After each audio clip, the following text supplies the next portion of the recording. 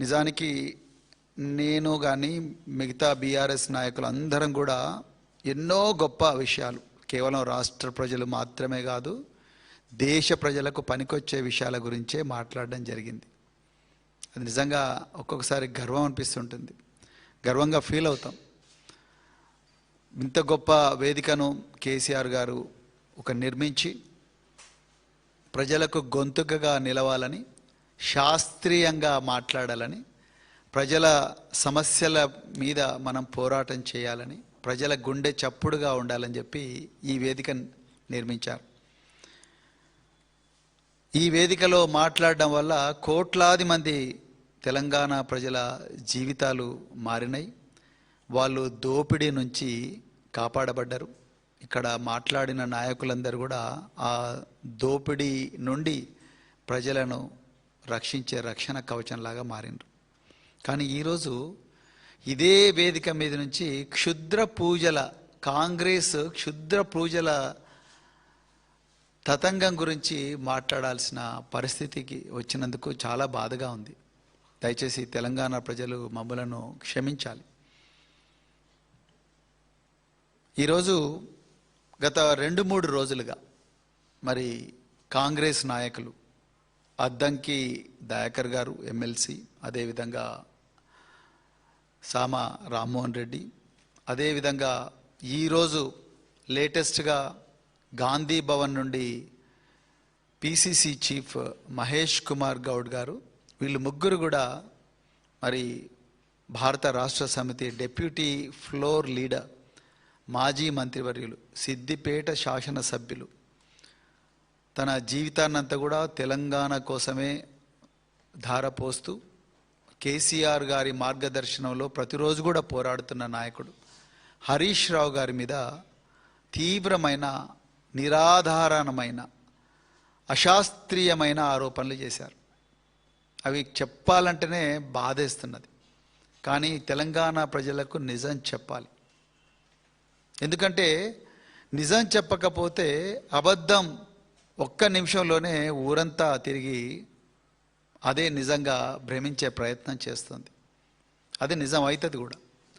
అందుకొరకే ఈరోజు కాంగ్రెస్ నాయకుల నీచ నికృష్ట భాష, అదేవిధంగా కుట్రలు, జుగుప్సాకరమైన ప్రవర్తన, ఎంతటి నీచ స్థాయికైనా దిగజారి మాట్లాడతామో, మాకు సిగ్గు ఎగ్గు లేదు అన్న భావన ఏదైతే ఉందో దాన్ని గురించి ప్రజలకు చెప్పాల్సిన అవసరం ఈరోజు బీఆర్ఎస్ పార్టీకి ఉంది. నిజానికి నేను మళ్ళీ చెప్తున్నా, ఈ వేదిక నుంచి ఎన్నడూ కూడా ఈ విధమైన భాష గురించో వాటి గురించో మాట్లాడే సందర్భం మాకు రాలేదు. ఎప్పుడు నిరంతరం కూడా ప్రజా సమస్యలు, తెలంగాణ ప్రజల భవిష్యత్తు, దేశ ప్రజల భవిష్యత్తు, వాటి గురించే మాట్లాడినాం.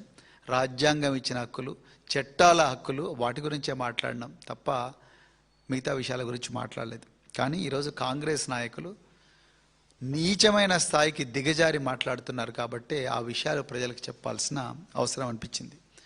ఇక రెండవది, నిన్న అద్దంకి దయాకర్ గారు, అదేవిధంగా సామ రామ్మోహన్ రెడ్డి, మహేష్ కుమార్ గౌడ్ గారు, వాళ్ళు హరీష్ రావు గారు తన జన్మదినం సందర్భంగా రకరకాల దేవుళ్లకు మొక్కుకున్నారు. ఆ దేవుళ్లకు మొక్కుకునే సందర్భంలో వారు క్షుద్ర పూజలు కూడా చేశారు అని చెప్పి వారు చాలా తీవ్రమైన ఆరోపణలు చేశారు. మొట్టమొదట ఒక హిందూ బిడ్డగా, ఒక శైవ భక్తుడిగా, ఒక శివభక్తుడిగా, దక్షిణ కాశీ లాంటి అలంపూరు క్షేత్రంలో పుట్టిన బిడ్డగా, రేపల్లె శివ ప్రవీణ్ కుమార్గా నేను ఈరోజు కాంగ్రెస్ పార్టీ నాయకులను డిమాండ్ చేస్తున్నా, మీరు అర్జెంటుగా హిందూ సమాజానికి క్షమాపణ చెప్పండి. చెప్పాల్సిందే. అది సనాతన ధర్మాన్ని నమ్మే వాళ్ళైనా, విశాల హృదయం ఉన్న హిందూ సమాజమైనా, లేకపోతే ఏ మతమైనా పర్వాలేదు, అది క్రైస్తవ మతమైనా, ఇస్లాం మతమైనా, ఏ మతానికైనా మీరు అర్జెంటుగా క్షమాపణ చెప్పాల్సిందే. మా మనోభావాలను దెబ్బతీశారు. ఒక శివభక్తుడిగా, ఒక శైవ క్షేత్రంలో పుట్టిన బిడ్డగా మా మనోభావాలు దెబ్బతిన్నాయి. ఈరోజు మీరు కేవలం హరీష్ రావు గారిని మాత్రమే అవమానించలేదు. మహేష్ కుమార్ గౌడ్ గారు, నేను మిమ్మల్ని మహేష్ కుమార్ గౌడ్ గారు అంటున్నా. అద్దంకి దయాకర్ లాంటి జుగుప్సాకరమైన భాషను వాడే సంస్కృతి మాకు లేదు. కానీ మీరు ఈరోజు హరీష్ రావు గారినే అవమానించలేదు. యావత్తు ఈ దేశంలో లక్షలాది సంవత్సరాల నుండి వేదాల కన్నా ముందు నుండి వస్తున్న ఈ హిందూ సాంప్రదాయాన్ని మీరు ఒక్క మాటలో మీ గాంధీ భవన్ను గ్రహాచార భవన్గా మార్చి మహేష్ కుమార్ గౌడ్ మాంత్రిక కుమార్ గౌడ్గా మారి, మీరు మాంత్రిక తాంత్రిక గౌడ్గా మారి ఇలా మీరు అవమానించారు. అఘోరాలను అవమానించారు. అసలు అఘోర అంటే మీనింగ్ తెలుసా మహేష్ కుమార్ గౌడ్ మీకు? ఘోర అంటే బీభత్సమైనది, అఘోర అంటే శాంతి కోసం తప్పించేది. అఘోరా మాత శాంతి కోసం ప్రజల మహాతల్లి కాళ్ళ ముందర పడతారు, పూజలు చేస్తారు. ఘోర బీభత్సం, రౌద్రం, ఉద్రేకం, రక్తపాతం. అఘోర, అఘోర శాంతి, ప్రశాంతత, సుఖం, సౌఖ్యం, ఇవి సుఫలం సఫలం, ఇవన్నీ కూడా అఘోరలో ఉంటాయి.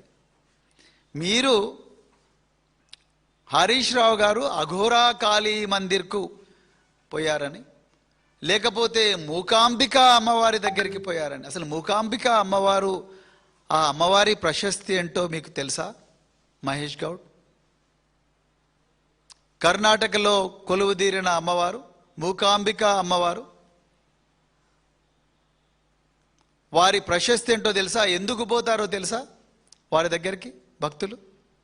జ్ఞానం కోసం పోతారు, శాంతి కోసం పోతారు, ఐశ్వర్యం కోసం పోతారు, అన్నిటికన్నా ముఖ్యంగా జ్ఞానం కోసం పోతారు. కోట్లాది మంది భక్తులు నువ్వు పుట్టక ముందు నుంచి కూడా అక్కడికి పోతూనే ఉన్నారు. ఇవాళ మీరు అక్కడికి పూజలకు పోతే మీరు క్షుద్ర పూజ అంటారా? తిరుచి రంగనాథస్వామి దేవాలయం, తిరుచి ఆది శంకరాచార్యుడు రంగనాథస్వామి దేవాలయం ఉండే తిరుచికి పోతే, అసలు తిరుచిలో కావేరీ నది ఒడ్డున ఉన్న తిరుచిలో ఆ రంగనాథ స్వామి దేవాలయం దగ్గరికి పోయి భక్తులు ఎందుకు పూజలు చేస్తారో తెలుసా? కనీసం ఆ కామన్ సెన్స్ అని ఉందా? నీళ్ళ కోసం చేస్తారు, వాన కోసం చేస్తారు. అక్కడికి పోయి పూజలు రాజ్యాంగం ఇచ్చిన హక్కు అది. ఆర్టికల్ 19 ఏం చెప్తుంది? ఈ దేశంలో పుట్టిన ప్రతి పౌరుడు కూడా తనకిష్టమైన ప్రాంతానికి వెళ్ళవచ్చు. Freedom of movement. Article 19 grants freedom of movement for any citizen of this country. Article 25 gives an inalienable right to every citizen of this country to practice the religion and faith of his or her choice. Harish Rao గారు ఆయన ఇష్టమైన దేవతల దగ్గరికి వెళ్ళవచ్చు. ఈ దేశంలో ఉండే 130 కోట్ల మంది ప్రజల్లో ఆయన ఒకరు. ఈ తెలంగాణ రాష్ట్రంలో ఉండే 4 కోట్ల మంది ప్రజల్లో ఆయన ఒకరు. ఆయన ఏ దేవుళ్ళ దగ్గరికి పోయారు, ఏ దేవతల దగ్గరికి పోయి పూజలు చేశారు అనేది ఆయన వ్యక్తిగతం. రాజ్యాంగం ఇచ్చిన ప్రాథమిక హక్కు. సిగ్గు లేకుండా ఆ గ్రహాచార భవన్లో కూర్చొని మాట్లాడుతున్న మాంత్రిక మహేష్ కుమార్ గౌడ్, నేను ఆయన ఈరోజు ఎక్కడెక్కడ పోయిండో నా దగ్గర డేటాతో సహా ఆధారాలు ఉన్నాయన్నావు. అసలు నువ్వెవడా ఆ డేటా కలెక్ట్ చేయడానికి? ఎవరిచ్చారు నీకు రైటు? నువ్వు ఏ బ్రాండు బీరు తాగుతున్నావు, ఏ బ్రాండు లిక్కర్ తాగుతున్నావు, అనేది నేను కూడా కనుక్కొని చెప్పగలను. మీరు రాత్రి ఎక్కడ దావత్ చేసుకుంటారు, ఏ హోటల్లో కూర్చుంటారు, ఎక్కడ వంటారు, అవన్నీ మేము చెప్పలేమా? మీలాగా నీచ స్థాయికి దిగజారలేదు మేము. ఎక్కడ నుంచి మాట్లాడుతున్నాను? గాంధీ భవన్ నుంచి మాట్లాడుతున్నావు. ఆ పేరు తీసేయండి, గ్రహాచార భవన్ అని పెట్టండి. దానికి నీ పేరు మహేష్ కుమార్ గౌడ్ నుంచి మాంత్రిక కుమార్ గౌడ్ అని పెట్టుకో, తాంత్రిక గౌడ్ అని పెట్టుకో. ఒక స్థాయిలో ఉండి మాట్లాడే మాటలేనా ఇవి? మీ రాజ్యాంగం ఏం చెప్తున్నది?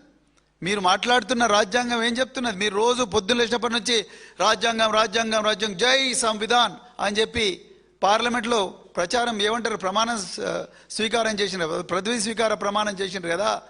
ఆ సంవిధానంలో directive principles of state policy ఏం చెప్తుందో తెలుసా? ఆర్టికల్ 51 ఏం చెప్తుందో తెలుసా? శాస్త్రీయమైన ఆలోచనలు పెంపొందించండి. మీరు అశాస్త్రీయంగా మాట్లాడుతున్నారు. అశాస్త్రీయమైన ఆలోచనలు మీరే పెంచి పోషిస్తున్నారు. హరీష్ రావు గారు ఇదే వేదిక మీద, కేటీఆర్ గారు ఇదే వేదిక మీద, మిగతా నాయకులు ఎవ్వరు కూడా మేము ఏనాడు కూడా మీలాంటి మాటలు మాట్లాడలేదు. ఆ మాటలు రావు కూడా మాకు.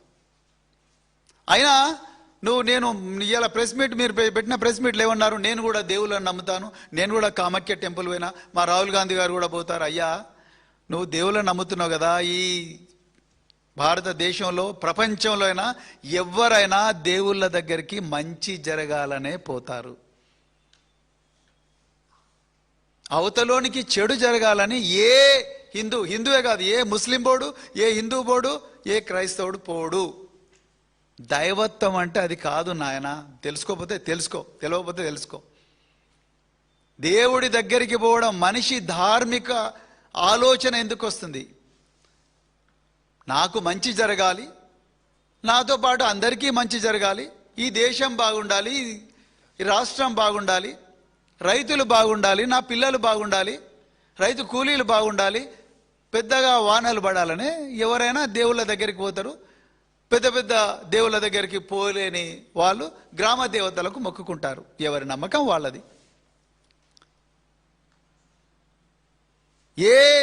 మీ చరిత్రలో ఎక్కడైనా కూడా, ఈ ప్రపంచ చరిత్రలో ఎక్కడైనా కూడా అవతలోడికి నష్టం జరగాలని, ప్రజలందరూ కూడా పెద్ద ఎత్తున చావాలని, ప్రజలందరూ కూడా ఆకలితో అలమటించాలని ఎవ్వరు కూడా దేవుళ్ళ దగ్గరికి పోరు. కేవలం మీ కాంగ్రెస్ వాళ్ళే పోతారు అని ఇప్పుడు అర్థమైంది ప్రజలందరికీ కూడా. మీ కాంగ్రెస్ వాళ్ళకే ఈ ప్రజలందరూ కూడా నాశనం అయిపోవాలి, ఆకలితో అలమటించాలి. గోదావరి నది నిండుకుండగా నీళ్లు పారుతా ఉన్న నీళ్ళని కూడా ఆంధ్రప్రదేశ్కు సముద్రంలోకి పోవాలి, అంతే తప్ప తెలంగాణ బీడు భూముల్లోకి రాకూడదు అని మీరు అనుకుంటున్నట్టుగా క్లియర్గా అర్థమైంది. ఇప్పుడు మీ మాటలతో చాలా క్లియర్గా అర్థమవుతా ఉన్నది. మీరు ఏం చెప్పదలుచుకున్నారు? ఇదే కదా చెప్పదలుచుకున్నది. మేము నిన్న ఉజ్జయిని మహంకాళి అమ్మవారి దగ్గరికి లక్షలాది భక్తులు పోతున్నారు. వాళ్ళందరూ కూడా క్షుద్ధ పూజలు చేస్తున్నారన్న మీ అభిప్రాయం? బల్కంపేట ఎల్లమ్మ తల్లి దగ్గరికి భక్తులందరూ పోతున్నారు. లక్షలాది మంది భక్తులు ప్రతి సంవత్సరం పోతారు, ప్రతిరోజు కూడా పోతారు. వాళ్ళందరూ కూడా క్షుద్ధ పూజలు చేస్తున్నారన్న మీ అర్థం? సమ్మక్క సారక్క దగ్గరికి పోయి జంపన్న వాగులో తల నీలాలు అర్పించుకునే ప్రతి భక్తుడు కూడా క్షుద్ధ పూజలు చేయడానికే పోతున్నారన్న మీ అర్థం? తిరుచి రంగనాథ స్వామి కానీ, వేములవాడ రాజరాజేశ్వర స్వామి కానీ, లేకపోతే శ్రీశైల మల్లన్న స్వామి కానీ, లేకపోతే మరి కొమరెల్లి మల్లన్న దగ్గరికి పోయే భక్తులందరూ కూడా శుద్ధ పూజలు పోయడానికి పోతున్నారని మీరు అంటున్నారా? అర్జెంటుగా మీరు క్షమాపణ చెప్పాలి హిందూ సమాజానికి. చెప్పకపోతే మాత్రం తీవ్రమైన చర్యలు ఉంటాయి. హరీష్ రావు గారు ఒక పౌరుడిగా మీకు నోటీస్ ఇచ్చిండ్రు. ఒక పౌరుడిగా మీకు రాజ్యాంగానికి లోబడి, చట్టానికి లోబడి మీకు లీగల్ నోటీస్ ఇచ్చిండు. దానికెంత ఉలిక్కి పడుతున్నారేంది? మీరు అన్నారుగా ఈరోజు ఆయన ఎక్కడెక్కడ పోయిండో మా దగ్గర అన్ని ఆధారాలు ఉన్నాయి, రహస్యమైన ఆధారాలు ఉన్నాయి, ఆ డేటానంతా కూడా బయట పెడతా ఉన్నావు. మరి ఈ లీగల్ నోటీస్కి రిప్లై ఇవ్వు కదా. లీగల్ నోటీస్కు రిప్లై ఇవ్వు. ఎందుకు భయపడుతున్నావు? ఆయన లీగల్గానే అడిగిండ్రు. లీగల్ నోటీస్కు రిప్లై ఇవ్వు. దాని బదులు ఆ గ్రహచార భవన్లో కూర్చొని ఆ యాంత్రిక తాంత్రిక ప్రెస్ మీట్లు ఎందుకు పెడుతున్నావు? Give the reply to the legal notice with all the evidences that you have with you. Let us fight it in the court. Then why are you running away? ఇక రెండవది అద్దంకి తయారు. ఏం భాష అనేది? ఆ గుడంబ డోస్ ఎక్కువైందా? లేకపోతే అమెరికా పోయి Jack Daniel full bottle కొట్టినావా? అమెరికా నుంచి మరీ వీడియో చేసి ఆ జాక్ డానియల్ లేకపోతే గ్లెన్ఫెడిచో రెండు కొట్టినట్టున్నావు. ఆ భాష ఏంటి బ్రదర్? హౌలే అంటావు. అనాల్సిన భాషనేనా అది? హౌలే రా ఏంది అది? అది భాషనేనా? ఒక ఎమ్మెల్సీ గారు మాట్లాడిన భాషనేనా? జస్టిస్, లిబర్టీ, ఈక్వాలిటీ, ఫ్రాటర్నిటీ అని బాబాసాహెబ్ అంబేద్కర్ గారు పర మనిషిని ఇతరులను కూడా గౌరవించాలి. ఫ్రాటర్నిటీ, జస్టిస్, లిబర్టీ, ఈక్వాలిటీ అని ఒక గొప్ప భాష డాక్టర్ బిఆర్ అంబేద్కర్ గారు రాజ్యాంగం ద్వారా నేర్పిస్తే మీరు అమెరికాలో కూర్చొని మత్తులో, ఆ జాక్ డానియల్ మత్తో, గ్లెన్ఫెడిచ్ మత్తో, ఆ మత్తులో మీరు అఘోరా కాళీ మందిర్కు పోయిన షిమోగాల అంటావు. నేను ఇప్పుడు ఛాలెంజ్ చేస్తున్నా తెలంగాణ ప్రజలారా, మీ అందరి దగ్గర కూడా ఫోన్స్ ఉన్నాయి. గూగుల్ మ్యాప్లోకి వెళ్ళండి, అఘోరా కాళీ మందిర్ అని కొట్టండి. అఘోరా కాళీ మందిర్ అని కొడితే కరెక్ట్గా వచ్చేది గట్కేసర్. అఘోరా కాళీ మందిర్ అమ్మవారి గుడి గట్కేసర్లో ఉన్నది.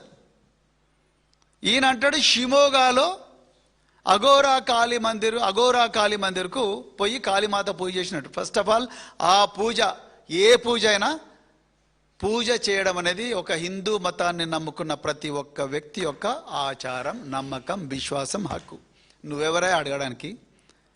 ఇక రెండవది, గూగుల్ లొకేషన్ తీ. ఇప్పుడు అఘోరా కాళీ మందిర్ గట్కేసర్లు ఉన్నది. షివమోగాలో అఘోరా కాళీ మందిరే లేదు. కర్ణాటకలో ముకాంబిక దేవాలయానికి పోవాలంటే తప్పనిసరిగా బై రోడ్ ఇవ్వాలి. మేము ఉత్తమ్ కుమార్ రెడ్డి లాగా, కోమరెడ్డి వెంకరెడ్డి లాగా నల్గొండకు పెళ్లికి హెలికాప్టర్లో పోయే సంస్కృతి కానీ పరిస్థితి కానీ మా బీఆర్ఎస్లోకి లేదు. సో మేము, మా హరీష్ రావు గారు దేవుళ్ళని నమ్ముకున్నాడు. ఆయన తిరుపతి వెంకటేశ్వర స్వామి దగ్గరికి కూడా కాలినడకనే పోయిండు, తిరుపతి నుంచి తిరుమల దాకా. మీలాగా హెలికాప్టర్లో పోలే, ఆగమ శాస్త్రాలకు వ్యతిరేకంగా పోయి ఆయన ఈ దేశంలో, ఈ రాష్ట్రంలో మంచి కావాలని మొక్కుకున్నాడయ్యా. నీకేం ప్రాబ్లము? నీకు అఘోరా అంటే తెలియదు, అఘోరా గట్కేసలు ఉన్న విషయం అసలే తెలియదు. ఆ జాక్ డానియల్ మత్తులో డైరెక్ట్ షిమోగల అఘోరా కాళీ మందిర్ అంటివి. ఇక దానికి తోడు మహేష్ కుమార్ గౌడ్ ఇక్కడ కూర్చొని నాకు రకరకాల అవి ఇవి అని చెప్పి చెప్తా ఉన్నాడు. ఏం మాట్లాడుతున్నారు అసలు? నేను తెలంగాణ ప్రజలకు మరొక్కసారి చెప్తున్నా, దీనికి స్క్రిప్ట్ అంతా కూడా రేవంత్ రెడ్డి గారు చీఫ్ మినిస్టర్ ఆఫీస్లో కూర్చొని రాసి ఇస్తున్నాడు. సునీల్ కనుగోలు, రేవంత్ రెడ్డి వీళ్ళందరూ కూర్చొని ఈ అనామకులకు స్క్రిప్ట్ ఇస్తున్నారు. వీళ్ళొచ్చి గాంధీ భవన్ గ్రహచార భవన్గా మార్చి వీళ్ళు ఆ స్క్రిప్ట్ చదువుతా ఉన్నారు. వీళ్ళకి తెలిసింది అదొక్కటే. నిజానికి వానలు ఎట్లొస్తాయో తెలుసా మహేష్ కుమార్ గౌడ్ మీకు? ఇలా వానలు రావద్దు, తెలంగాణ ప్రజలు ఆకలితో అలమటించాలి, పొలాలన్నీ కూడా బీళ్లుగా మారాలని హరీష్ రావు గారు క్షుద్ర పూజలు చేసిండు అంటున్నారు కదా. అసలు వానలు ఎట్లొస్తాయో తెలుసా నాయన నీకు? విను, నేను చెప్తా. ఈ భూగోళం మీద ఉండే సముద్రాలు, నదులు, సరస్సులు సూర్యరశ్మికి, ఆ వేడికి, ఆ సముద్రాల్లో, నదుల్లో, చెరువుల్లో, సరస్సుల్లో ఉండే నీళ్లు ఆవిరైపోయి ఆకాశం మీదికి పోయిన తర్వాత అక్కడ ఆకాశంలో వాతావరణం చల్లగా ఉంటుంది కాబట్టి ఆ ఆవిరి అయిన నీళ్లు స్లోగా నీటి రేణువులుగా మారుతాయి, ఐస్గా మారుతాయి. అక్కడుండే ధూళి కణాలను కేంద్రకాలుగా చేసుకొని అవి మంచుగా మారతాయి. ఒక చిన్న మంచు రేణువు మరొక చిన్న మంచు రేణువు అట్లా అన్ని మంచు రేణువులు అన్నీ కూడా దగ్గరికి వచ్చి ఒక మేఘంగా మారతాయి. మేఘంగా మారిన తర్వాత ఎప్పుడైతే వాతావరణం మరింత చల్లబడతాయో అక్కడి నుండి ఆ మేఘం ఆ నీటి రేణువులను ఇంకా ఆపుకోలేదు కాబట్టి అది వర్షంగా మారి మళ్ళీ భూమి మీదకి వస్తుంది. This is called as hydrology, rain cycle. తెలవకపోతే తెలుసుకోండి. మనం క్షుద్ర పూజలు చేస్తానో ఇంకొకటి చేస్తానో నమ్మకమే. శుద్ధ పూజ చేస్తానో ఇంకొకటి చేస్తానో ఈ హైడ్రాలజీ సైకిల్ ఆగదు బాబు. హైడ్రాలజీ సైకిల్ వస్తూనే ఉంటుంది. కానీ నువ్వు గుర్తుపెట్టుకోవాల్సింది ఏంటంటే హరీష్ రావు గారు కేసీఆర్ గారి మార్గదర్శనంలో రాత్రింబవళ్ళు గోదావరి ఇసుకలో పడుకొని, ప్రాణహిత నది ఇసుకలో పడుకొని అక్కడుండే మేడిగడ్డ కానీ సుందిళ్ళ కానీ అన్నారం కానీ అదేవిధంగా రకరకాల సొరంగాలు కాలువలు ప్రాజెక్టులు డ్యామ్లు ఇవన్నీ కూడా కట్టించి ఆ వాన వచ్చిన తర్వాత వరదలు వచ్చి పొంగుతున్న గోదావరి కానీ ప్రాణహిత కానీ ఇంకా రకరకాల నదులు కృష్ణ కానీ ఈ నీళ్లు సముద్రం పాలు కాకూడదని చెప్పి తెలంగాణకు రావాల్సిన న్యాయమైన వాటా తెలంగాణ వాడుకోవాలని చెప్పి ఆ వాన నీటిని బీడు భూములకు మళ్లించిండు. అది వారు చేసిన పని, అది పరిపాలన దక్షత. మీరు ఇవాళ అంటున్నారుగా మీకు హరీష్ రావు గారు ఆయన బర్త్డేకి ఏ దేవాలయానికి పోయిండు, అక్కడి నుంచి ఇంకో దేవాలయానికి ఎక్కడ పోయిండు, షివమొగ్గ పోయిండు, షివమొగ్గ నుంచి త్రిచి పోయిండు, త్రిచి నుంచి ఇంకో దగ్గరికి పోయిండు, ఇంకో దగ్గరికి పోయి అంటున్నారు కదా. మీ కాంగ్రెస్ వాళ్ళకు ఎంత నీచ నికృష్టులు అంటే మీరు చేయాల్సిన పని ఏందయ్యా? ఆయన ఏ దేవాలయాలకు పోయిండని మ్యాపింగ్ చేసుకుంటూ పోయిండ్రు కదా. మీరు చేయాల్సింది ఏంది? అసలు గోదావరి నదికి